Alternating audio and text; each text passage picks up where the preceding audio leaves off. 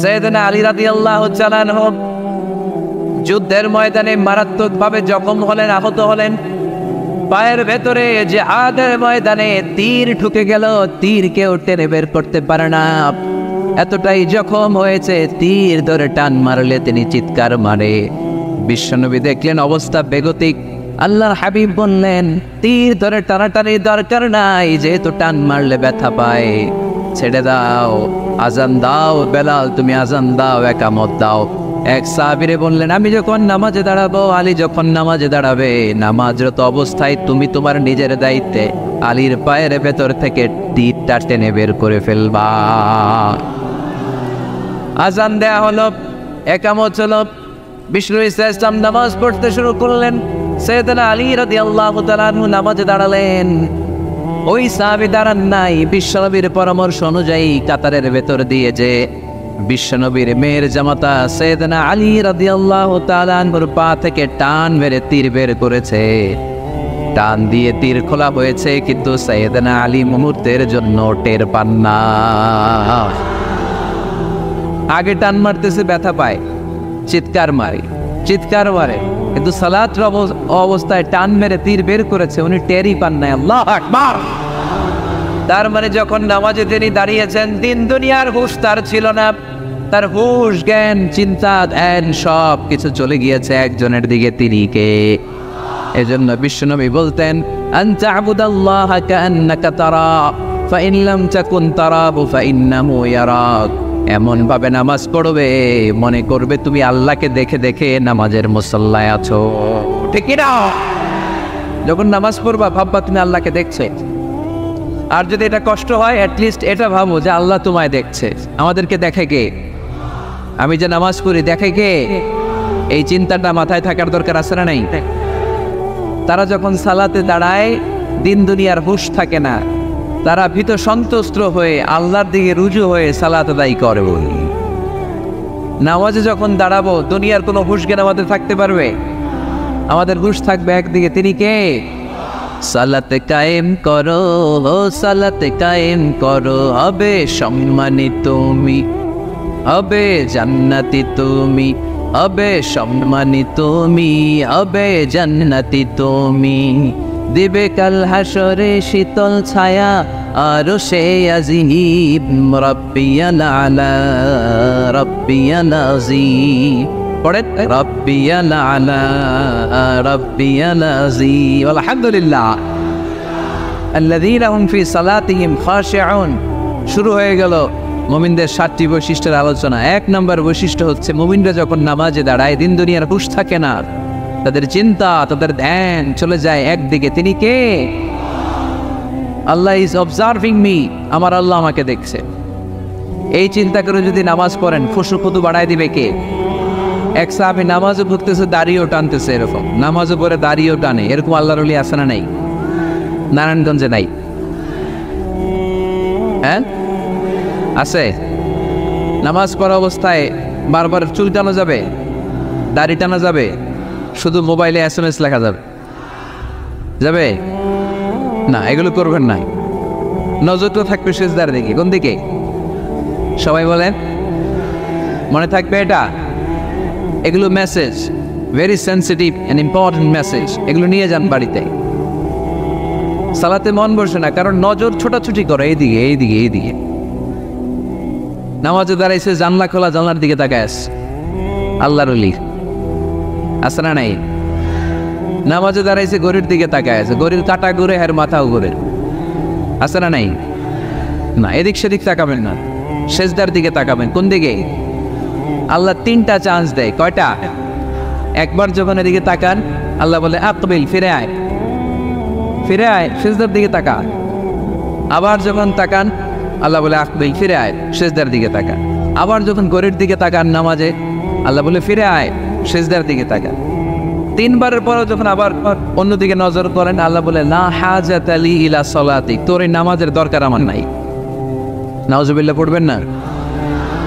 যে আল্লাহরে খুশি করার জন্য এত সময় ব্যয় করে, এই কষ্ট করে শীতের রাতে ওযু করে নামাজে দাঁড়ালাম, ওই আল্লাহ যদি বলে এই নামাজের দরকার নাই। এত ভালোবাসতো মক্কার লোকের আল্লাহ রাসূল সাল্লাল্লাহু আলাইহি ওয়াসাল্লামকে। অনেকে ছিল কাফির আর মুশরিক, দল করতো আবু জাহেলের, দল করতো কার?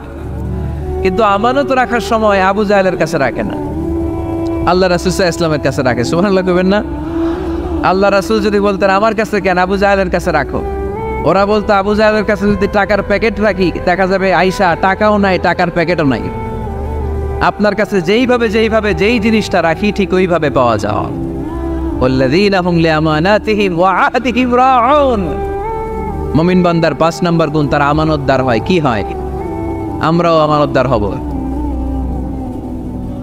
সবাই বলেন ইনশাআল্লাহ। মক্কায় সবাই মিলে আল্লাহ রাসূল সাল্লাল্লাহু আলাইহি ওয়াসাল্লামের বাড়িতে আমানত রেখে যেত। যেদিন রাতে আল্লাহ রাসূল সাল্লাল্লাহু আলাইহি ওয়াসাল্লাম হিজরত করবেন, ওই দিন রাতে উনি ওনার মেয়ের জামাতা সাইয়েদনা আলী রাদিয়াল্লাহু তাআলা আনহুকে এই আমানতদারিতার বিষয়গুলো বুঝিয়ে দিয়েছিলেন আর বলেছিলেন, আলী, এত মানুষের এত জিনিস আমার বাসায়, আজ রাতেই আল্লাহ হিজরতের আদেশ দিয়েছেন, কিন্তু আমি তো এগুলো পৌঁছে দিতে পারবো না রে আলী। আমার জায়গায় তোমারে আমি এগুলোর আমানতদার বানিয়ে মক্কা থেকে মদিনায় হিজরতে চলে গেলাম।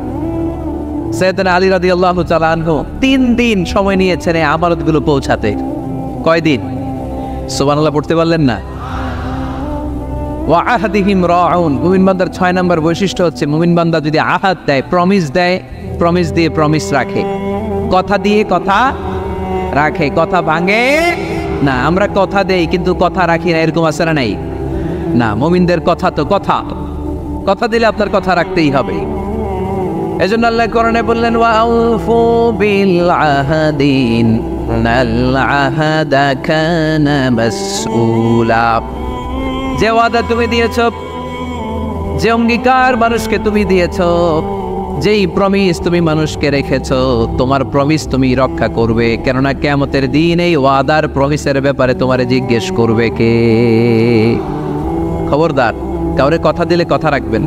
বন্ধুকে কথা দিলে কথা রাখুন, সন্তানকে কথা দিলে কথা রাখুন, স্ত্রীকে কথা দিলে কথা রাখুন। কিন্তু এই দেশে কেউ কথা রাখে না, তাই না? এজন্য কথা রাখার প্র্যাকটিস যেন আমরা করি। সাইয়েদনা ইসমাঈল আলাইহিস সালাম উনি কোনোদিন ওয়াদা দিয়ে ওয়াদা ভঙ্গ করে? এজন্য আল্লাহ কোরআনে বললেন, ওয়াযকুর ফিল ইসমাঈলা ইন্নাহু কানা সাদিকাল ওয়াদি ওয়া কানা রাসূলান নাবিয়্যা। পড়েন আল্লাহু আকবার। ও নবী, কিতাবে সাইয়েদনা ইসমাঈলের কথা উল্লেখ করেন, কারণ তিনি কোনোদিন ওয়াদা ভাঙেন নাই, যত ওয়াদা দিয়েছেন সবটাই পূরণ করেছেন। ইসমাঈল আলাইহিস সালাম এক ব্যক্তির সাথে ওয়াদা দিলেন যে আগামীকাল বিকেলে আসরের সালাতের পরে এই গাছের নিচে আমরা দুজন মিট করব, ওয়াদা। তো তার পরের দিন আসরের সালাতের পরে ইসমাঈল আলাইহিস সালাম ওই গাছের নিচে যে দাঁড়িয়ে রইলেন, কিন্তু ওই লোকটা আর আসলো না। সাইয়েদনা ইসমাঈল আলাইহিস সালাম ভাবলেন হয়তো ভুলে গিয়েছে, আজকে আসে নাই, কালকে আসবে। ইসমাঈল আলাইহিস সালাম তার পরের দিনও আসরের পরে ওই গাছের নিচে যে হাজির, কিন্তু লোকটা আসেনি। ইসমাঈল আলাইহিস সালাম ভাবলেন আজও হয়তো ভুলে গিয়েছে। উনি তার পরের দিনও যে ওই লোকের জন্য দাঁড়িয়ে রইলেন, তারপরের দিনও দাঁড়িয়ে রইলেন। এইভাবে 5 দিন 10 দিন নয়, টানা 30 দিন তিনি ওই লোকটার জন্য এই গাছের নিচে অপেক্ষা করেছেন। আহাদিহিম রাউন। ওয়াদা দিলে আমার ওয়াদা রাখতে হবে, কারণ মুমিনের কথার দাম আছে না নাই। এজন্য মুমিনের 5 নাম্বার গুণ আমানতদার হবে। 6 নাম্বার গুণ ওয়াদা দিলে ওয়াদা রাখবে। সর্বশেষ গুণ হলো ওয়াল্লাযীনা হুম আলা সালাওয়াতিহিম ইউহাফিযুন। মুমিন বান্দা কখনো নামাজ নষ্ট করে না, ঠিক কি না? ওয়াল্লাযীনা হুম আলা সালাওয়াতিহিম ইউহাফিযুন, সালাতকে তারা হেফাজত করে। দেখেন আল্লাহর বর্ণনা ভঙ্গি কত সুন্দর। শুরু করছিল কি দিয়ে? সালাত দিয়ে, আবার শেষ করতেছে। শুরুতে বলছে সালাতে খুশু খুদু, আল্লাহর দিকে মনোযোগ থাকে। শেষে বলতেছে সালাত কামাই দিবে না। ওয়াল্লাযীনা হুম আলা সালাওয়াতিহিম ইউহাফিযুন। মুমিনরা সালাত হেফাজত করে। তারা সব কামাই দিতে পারে, কিন্তু সালাত কামাই দিতে পারে, কারণ গোটা দুনিয়াটারে আমাদের জন্য সেজদার জায়গা বানিয়েছে কে? কিয়ামতের দিন আউয়ালু মা ইউহাসাবু বিহিল আবদু ইয়াউমাল কিয়ামাতি আস-সালাত। কিয়ামতের দিন সর্বপ্রথম যেই জিনিসটার হিসেব আল্লাহ চাইবেন সেটা হলো সালাত। সেটা কি? কুরবানির গোশতের সাথে যেটা খায়, তাই না? নামাজ এটার হিসেব আগে। ফাইন সলুহাত সলুহা সাইরু আমালি, সালাতের হিসাব যদি সহজ হয় পুরো আমলনামাটারে সহজ করে দিবে কে? সালাতের হিসাব দিতে যে যদি আপনার গন্ডগোল লেগে যায় পুরো আমলনামায় গন্ডগোল পাকায় দিবে কে? এজন্য মুমিন সব নষ্ট করতে পারে, সালাত নষ্ট করতে পারে। যে কোনো জায়গায় সালাতের সুযোগ আছে না নাই? মসজিদে পড়লে কবুল করে কে? রাস্তায় পড়লে কবুল করে কে? বাজারে পড়লে কবুল করে কে? আল্লাহ বলেন এই 7টা গুণ যদি কেউ অর্জন করে, উলাইকা হুমুল ওয়ারিসুনাল্লাযীনা হুম ইয়ারিসুনাল ফিরদাউসা হুম ফিহা খালিদুন। এই মুমিন বান্দার 7টা বৈশিষ্ট্য যদি কারোর মধ্যে কেউ ধারণ করতে পারে, দুনিয়ার বুকে থেকেই সে জান্নাতুল ফেরদাউসের মালিক হয়ে যাবে, ওয়ারিস হয়ে যাবে। ওয়ারিস, মাঝে মাঝে রাস্তাঘাটে দেখবেন লেখা ওয়ারিস সূত্রে এই জমির মালিক আব্দুর রহমান। আপনাদের জন্য একটা সুখবর আছে, হুজুর একজন হিন্দু যুবক আপনার কাছে মুসলিম হতে যাচ্ছে। মাশাআল্লাহ মাশাআল্লাহ মাশাআল্লাহ। বসেন বসেন। আমাদের সৌভাগ্য যে একজন হিন্দু ভাই আজকের মাহফিলে শাহাদা বাক্য পাঠ করে মুসলমান হতে চায়, আলহামদুলিল্লাহ। এই সুন্দর দৃশ্য আমরা সবাই দেখতে চাই না? বসেন, একজন উঠবেন না, একটা আওয়াজ হবে না, একটা আওয়াজ আমি শুনতে চাই না। বসেন। মুমিন বান্দার কয়টা গুণ? জোরে বলেন, আরো জোরে বলতে হবে, কয়টা? এই 7টা গুণ যদি কেউ অর্জন করে ওয়ারিস সূত্রে সে জান্নাতি। মাঝে মাঝে জমির মধ্যে লেখা রাস্তাঘাটে এই জমির মালিক ওয়ারিস সূত্রে আব্দুল কুদ্দুস লেখা থাকে না? ওয়ারিস সূত্রে এটার মানে কি জানেন? বাপের কাছ থেকে পাইস, ঠিক কিনা?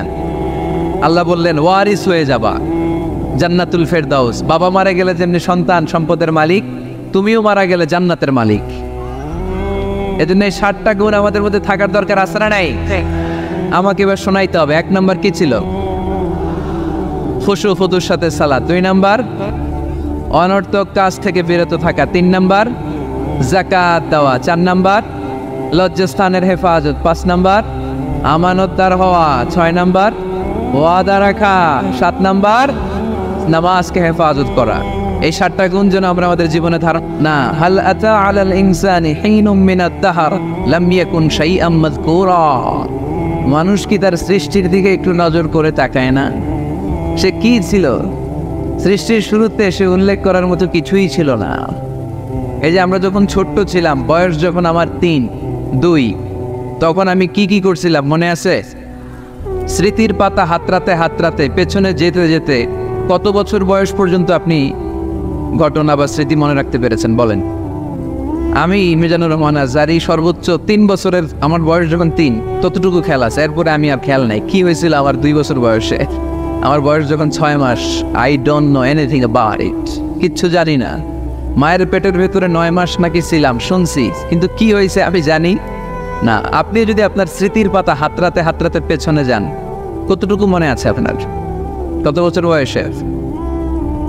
হ্যাঁ, কয় বছর? 4 বা 5।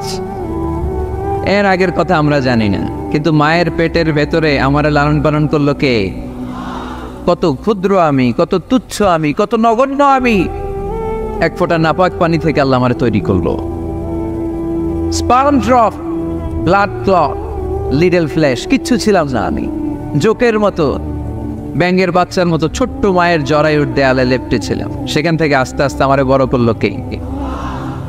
আমার ভেতরে রুহের ফুৎকার দিল কে? 2টা জিনিস আল্লাহ সেট করে দিল। রুহের ফুৎকার দিল আর 2 কাঁধে 2 ফেরেশতা দিল, ঠিক কিনা? আবার যখন চলে যাব রুহও উড়াল দিবে, ফেরেশতারাও চলে যাবে। 2 কাঁধে ছিল যে তোমারে 2 জনা পাহারা, তোমারে একলা থইয়া পলাইছে তাহারা। তোমার 8 কুঠুরি 9 দরজা বন্ধ, এবার হলো রে হলো মুখে আল্লাহ রসুল সবে বলো।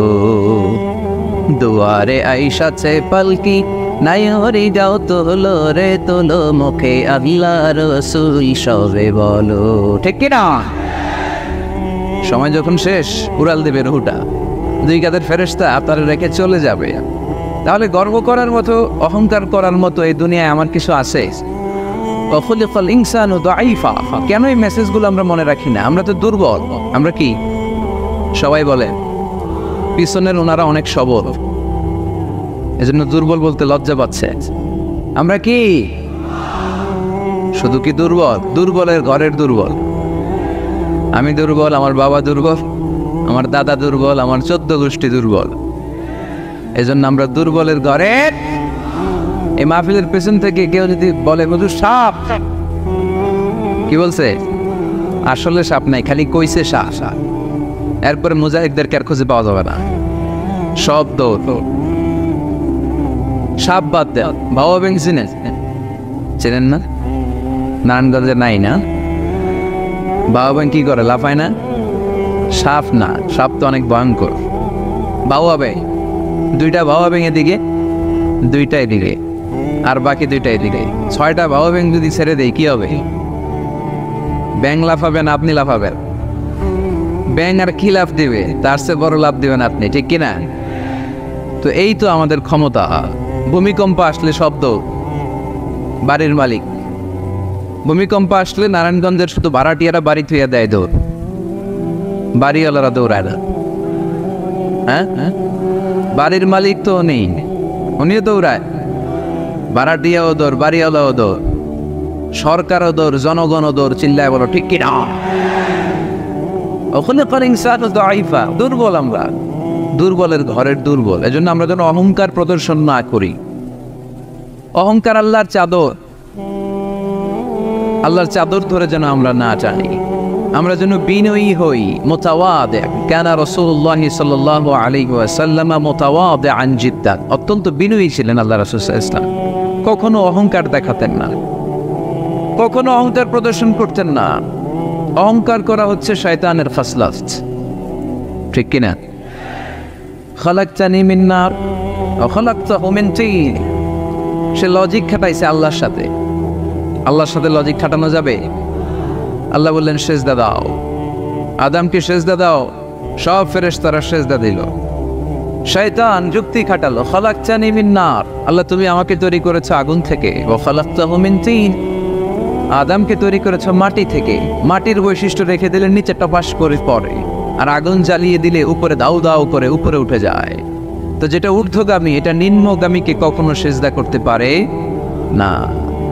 এই লজিক খাটাই আসে শেষ, ওর দুনিয়াও শেষ, আখিরাতও শেষ।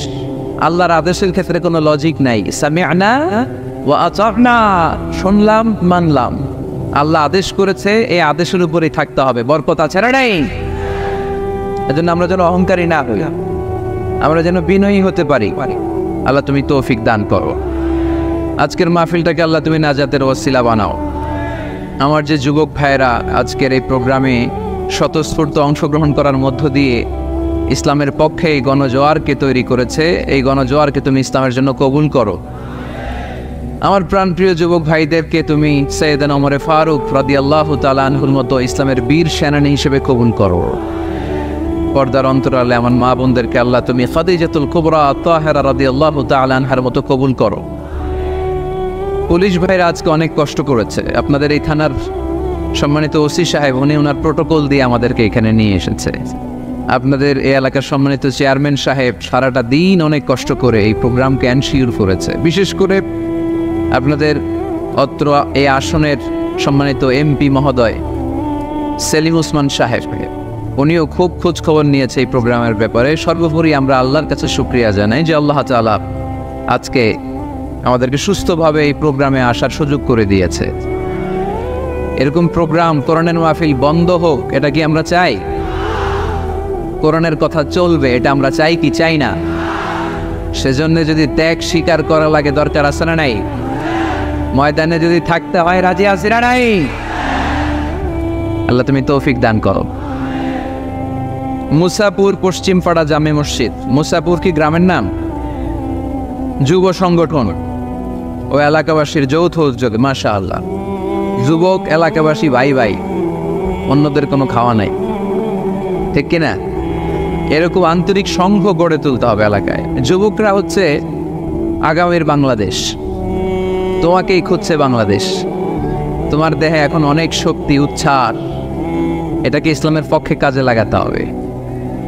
এটা আজে বাজে কাজে, মাদকের পেছনে দৌড়াদৌড়ি করে, অপরাজনীতির পেছনে দৌড়াদৌড়ি করে, মারামারি এগুলোর পেছনে দৌড়াদৌড়ি করে, সন্ত্রাস, জঙ্গিবাদ, টেন্ডারবাজি, চাঁদাবাজি এগুলোর পেছনে দৌড়াদৌড়ি করে সময় নষ্ট করা যাবে?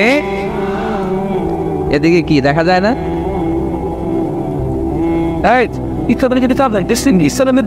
এই স্টেজের এই পাশে যারা আছেন একটু যাবেন, সামান্য চাপলেই ওনারা দেখতে চায়। বাস বাস বাস, একটু চাপতে হবে বোধহয় আপনাদের। মাশাআল্লাহ মাশাআল্লাহ, বসো বসো বসো, ঠিক আছে। নারায়ণগঞ্জের ছেলেরা অনেক ভদ্র, অন্যান্য জেলায় আমার আধা ঘন্টা লাগে থামাইতে। এইদিকে দেখে না, ওইদিকে মানুষের স্রোত, ধাক্কাধাক্কি, এইদিকে জায়গা হয় না। বিশাল প্যান্ডেল, 1 লক্ষ লোক বসতে পারে, জায়গা করছে, এরপরও জায়গা হয় না। সর্বোচ্চ চেষ্টা করেছে কমিটি, আমি জানি তাদের সর্বোচ্চটা দিয়ে চেষ্টা করেছে। আসার পরে তারা আবেগ আপ্লুত হয়ে গিয়েছে। খায় নাই নাকি, সারাদিন খায় নাই, অনেক কষ্ট করেছে আমি জানি। তো এই জন্য আপনারা সহযোগিতা করবেন। নারায়ণগঞ্জের ছেলেরা অনেক ভদ্র। গতকাল আমার এলাকায় মাতো এলেই আমি ঠিক করতে পারি নাই, আধা ঘন্টা সময় নিচ্ছে। এদিকে কয়েক হুজুর দেখি না, আপনি আসেন। ওদিকে গেছি, কয় এদিকেও আসতে হবে। ওরা এদিকে যে এদের সাথে দেখা করলাম, সব শেষে আধা ঘন্টা 35 মিনিট পরে এরা ঠান্ডা হচ্ছে। তারপরেও লোকের ধাক্কা ধাক্কি। এই গণজোয়ার এগুলো কোরআনের বিজয়ের একটা সাক্ষী, বিজয়ের একটা সাইন, ঠিক কিনা? এই বিজয়কে কি কেউ ঠেকায় রাখতে পারবে? দুনিয়ার কোনো লাভের জন্য আমরা আসছি? একজনকে খুশি করার জন্য এসেছে, তিনি কে? এই বিজয়ের জন্য যদি সর্বোচ্চ স্যাক্রিফাইসের নাজরানা পেশ করতে হয়, আমরা রাজি আছি না নাই? কারা কারা রাজি? তো কিছু করে আল্লাহর দেখায়।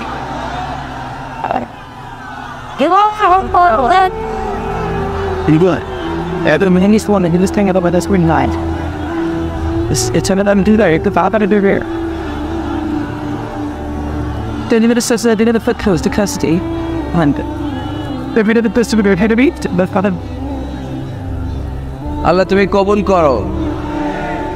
এই যে যুবক ছেলেগুলো খেলার মাঠে যায় না, এখন আড্ডাবাজিতে যায় না, টেন্ডারবাজিতে যায় না, চাঁদাবাজিতে যায় না, উল্টা পাল্টা কোনো কাজে যায় না। এরা যাত্রাপালায় এখন আর যায় না, এরা গানের কনসার্টে যায় না, এরা কোরআনের প্রেমে পাগল হয়ে এসেছে, ঠিক কিনা?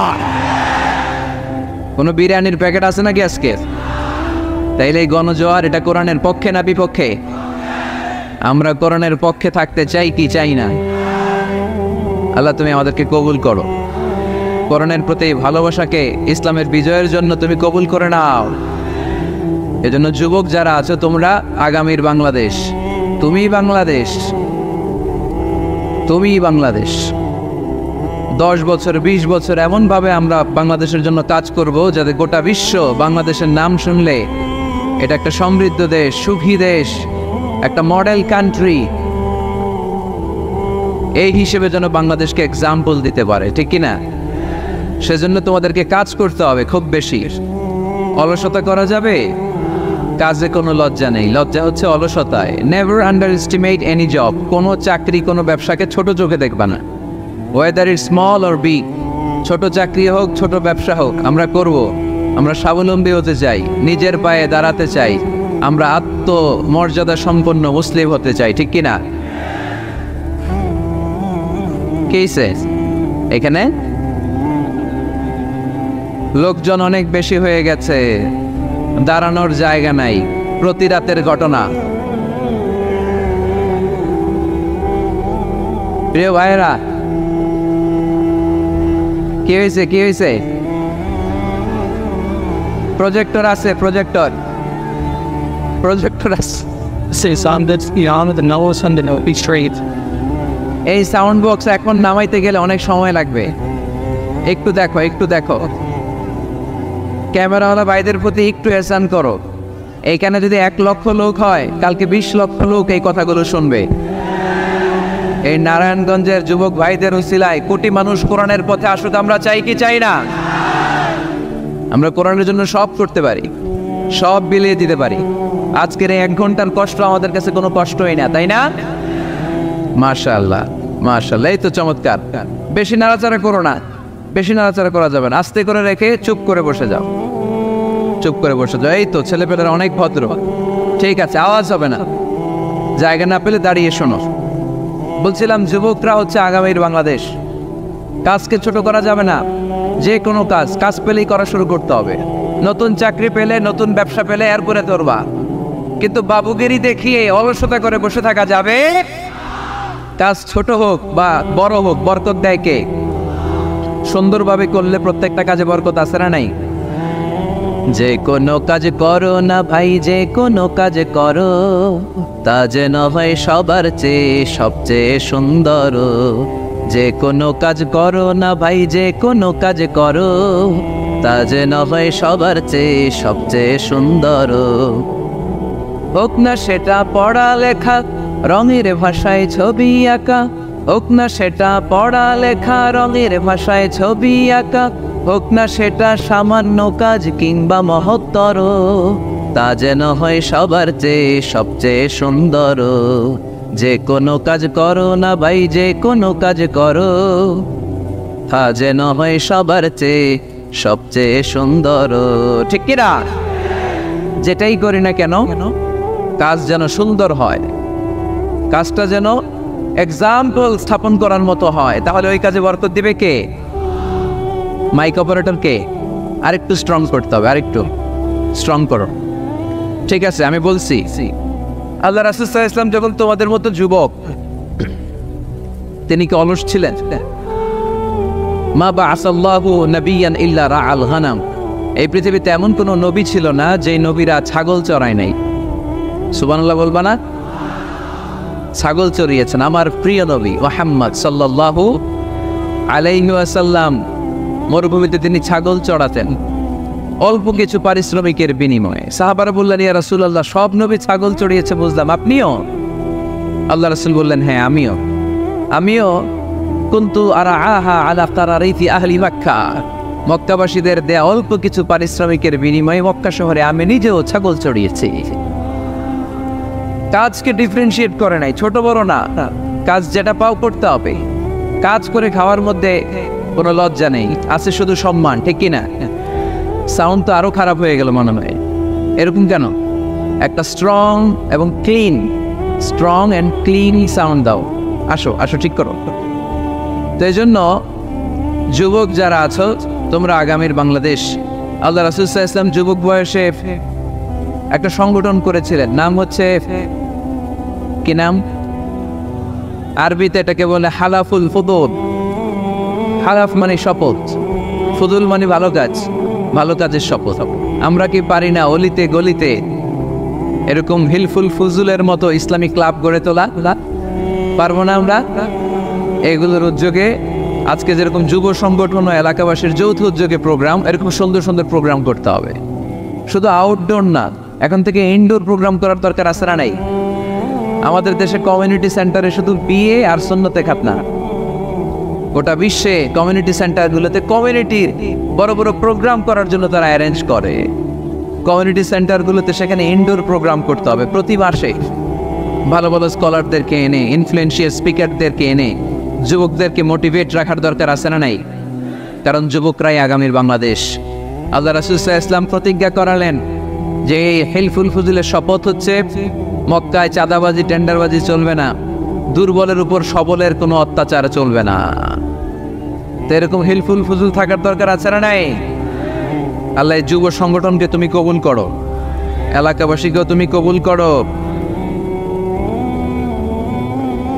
মিনারবাড়ি বন্দর, নারায়ণগঞ্জ, মুসাপুর রাস্তার পাশে 2 দিন ব্যাপী তাফসীরুল কোরআনের প্রোগ্রাম। আজকে দ্বিতীয় রজনী। প্রথম দিন কথা বলেছিলেন হযরত মাওলানা সাদিকুর রহমান আল আজহারি। আল আজহার ইউনিভার্সিটিতে আমরা একসাথে পড়াশোনা করেছি। আমার ছোট ভাই সুন্দর কথা বলে, কোরআন থেকে বলে। আল্লাহ তাআলা সাদিকুর রহমান আল আজহারির জ্ঞানকে তুমি আরো বাড়িয়ে দাও। আজকের রজনীতে আমাকে রেখেছেন আপনার আলোচক। আমার আগে কথা বলেছে very energetic, hard working, enthusiastic যুবকদের আইকন শায়েখ সিফাত হাসান, সে আমারও মাঝে মাঝে বসায় ওয়াজ করে, সুন্দর সুন্দর কথা শোনায় সে আমাকে, আমিও মন্ত্রমুগ্ধ হয়ে শুনি। যুবকরা যেখানেই আছে ওখানে এনার্জি আছে না নাই? যুবকদের থেকে কথা শুনতে হবে, কারণ যুবকদের মধ্যে আছে অনেক শক্তি। এই শক্তিকে আমরা পজিটিভ ওয়েতে কাটাদিন কষ্ট করছে, এখনো যোগাযোগ মেনটেন করে যাচ্ছে। এরকম নেতা আমাদের থানাগুলোতে থাকুক আমরা চাই কি চাই না? যারা কোরআনের মাহফিল বন্ধ করে না, অ্যারেঞ্জ করে দেয়, আয়োজন করে দেয়, সারাদিন গাদার মতো খাটুনি খেটে কোরআনের মাহফিলে রাত্রেবেলা নিজে উপস্থিত থেকে সার্থক করে দেয়।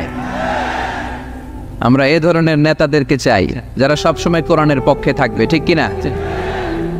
আল্লাহ পাক অত্র এলাকার চেয়ারম্যান মহোদয়কে তুমি কোরআনের জন্য কবুল করো। আরো অনেক বিশেষ অতিথি এই প্রোগ্রামে উপস্থিত হয়েছেন, সম্মানিত অনেক অতিথিবৃন্দদের নাম এখানে আছে যারা এই প্রোগ্রামের জন্য কষ্ট করেছে। আমরা সবার জন্য দোয়া করি, আল্লাহ তুমি সবাইকে কবুল করো। আসুন আমরা সময় নষ্ট না করে সরাসরি মহাবিশ্বের মহাবিশ্বয় মহাগ্রন্থ আল কোরআন আল কারীম থেকে কথা শুনি। আমি আমার খুতবার শুরুতে আপনাদের খেদমতে সূরাতু আল মুমিনুনের প্রথম আয়াত তেলাওয়াত করেছি। এই সূরায় আল্লাহ তাআলা মুমিনদের 7টি গুণের কথা বলেছেন, যে গুণগুলো একজন মুমিন হিসেবে আমাদের জীবনে থাকা দরকার আছে। এই 7টি গুণ আজকে আমরা জেনে যাব মানার উদ্দেশ্যে, ঠিক কিনা? ও আজকে শুধু শোনার জন্য শোনা, শুনতে চাইলে তো ইউটিউবেও শোনা যায়, শোনা যায় না? ইউটিউবে ওয়াজ শোনেন না আপনারা? আমার ওয়াজ শুনছেন কারা কারা দেখি? মাশাআল্লাহ, আমরা হাত নামাই প্রত্যেক দিন, হ্যাঁ? মাশাআল্লাহ মাশাআল্লাহ মাশাআল্লাহ, আল্লাহ তুমি কবুল করো। এই ইউটিউবটারে আমরা ভালো কাজে লাগাবো। গান শোনা ছেড়ে দিছো? মাশাআল্লাহ, আল্লাহ তুমি কবুল করো। যেটা অনেক ভালো কথা যে আমরা আজে বাজে কাজে আর সময় নষ্ট করি না, ইন্টারনেট ইউজ করলেও এটা কোরআনের কাজেই লাগাই, ঠিক কিনা? তো ওয়াজ কিন্তু ইউটিউবেও শোনা যায়, কিন্তু এখানে আমরা এসেছি একটা স্পিরিট নিয়ে যাব, সরাসরি কথা শোনার আর বলার মধ্যে একটা তাসির প্রভাব আছে না নাই? তো এই জন্য বিশ্বাসীদের যে 7টা গুণাবলী আজকে এগুলো আমরা জেনে যাব, যাতে করে আমরা মানতে পারি, পালন করতে পারি, ঠিক কিনা? সূরাটার নাম হচ্ছে সূরাতুল মুমিনুন। সূরার নাম কি? পাখার ব্যবস্থা হয়েছে, আরেকটু জোরে তো দাও। সূরাতুল মুমিনুন বিশ্বাসীদের নামে সূরা, তাই না? আবার দেখেন কাফিরদের নামেও কোরআনে সূরা আছে না নাই? কি নাম? সূরাতুল কাফিরুন আছে না? কুল ইয়া আইয়ুহাল লা আ'বুদু মা। তাহলে আমরা হলাম বিশ্বাসী, আমরা কি? আমাদের নামে একটা সূরা দিল কে? খুশি লাগে না? ভাল লাগে না অনেক? আমাদের নামে আল্লাহ কোরআনে সূরা দিয়েছেন। আবার আমাদের বিরোধী যারা কাফির তাদের নামে আল্লাহ সূরা দিলেন। আরেকটা শ্রেণী আছে মুমিনুনা কাফিরুনা, মাঝামাঝি, কি নাম? মুনাফিক, তাদের নামে সূরা আছে না নাই? সূরাতুল মুনাফিকুন। এরা বড্ড ভয়ঙ্কর। মুনাফিকের চেয়ে কাফের ভালো, মুনাফিকের চেয়ে হিন্দু ভালো, মুনাফিকের চেয়ে খ্রিস্টান ভালো। কারণ কেউ যদি কাফের হয় আমরা জানি ও কাফের, ও ইসলামের শত্রু, এটা জানি, ওর ব্যাপারে সচেতন। কিন্তু মুনাফিক সে বলে মুসলিম কিন্তু ভিতরে ভিতরে মুনাফিক। ঝামেলা আছে না নাই? ভিতরে এক বাইরে আরেক, তার নাম মুনাফিক।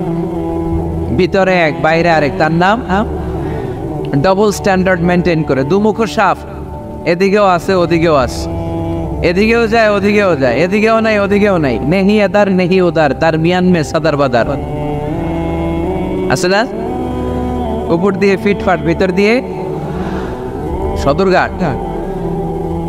উপর মে পাক সাফ, আন্দার মে খালাত মালাত। উপরে অনেক পাক সাফ, ভিতরে ঝামেলা। এরা মুনাফিক, যেদিকে বৃষ্টি এদিকে ছাতা ধরে, যখন যার কাছে টাকা পয়সা আছে তারে তেল মারে।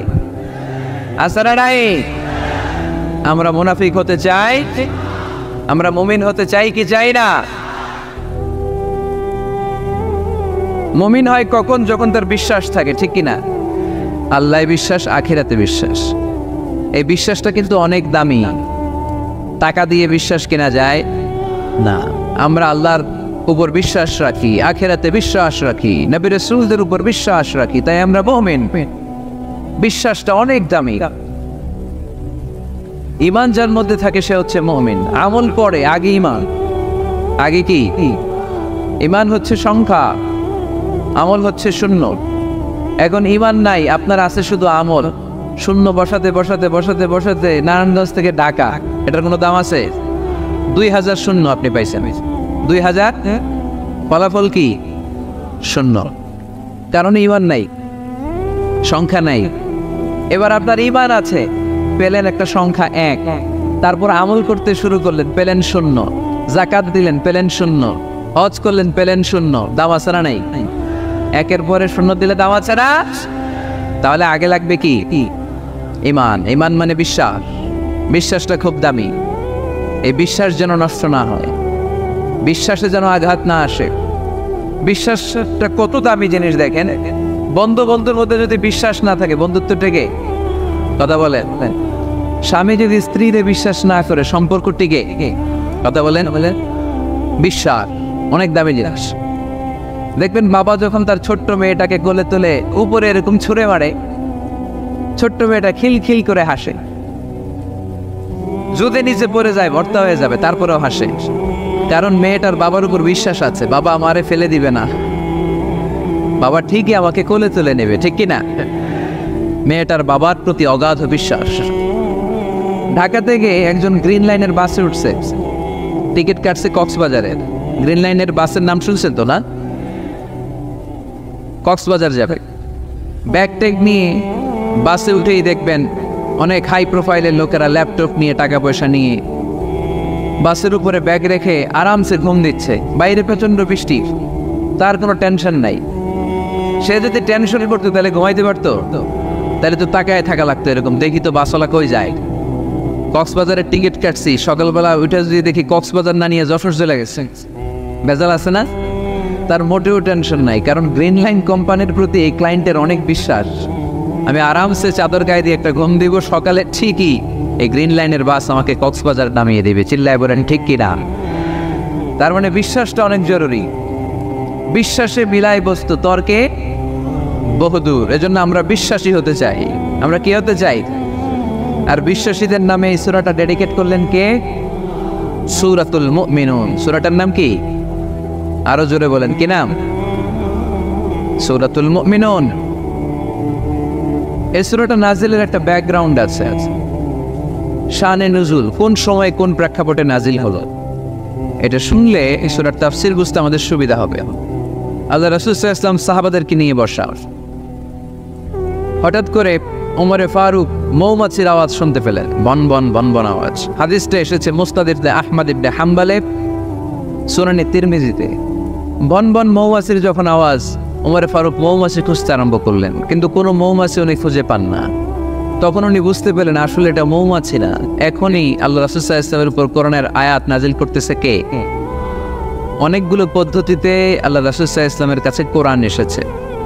আমরা তো মাগনা কোরআন পাইছি, সুন্দর করে এমদাদিয়া কোম্পানি ছাপাই দিছে, আব্বা কিনা বাসায় নিয়ে আসছে, যে এবার আমি রমজান মাসে কোরআনের খতম দেই।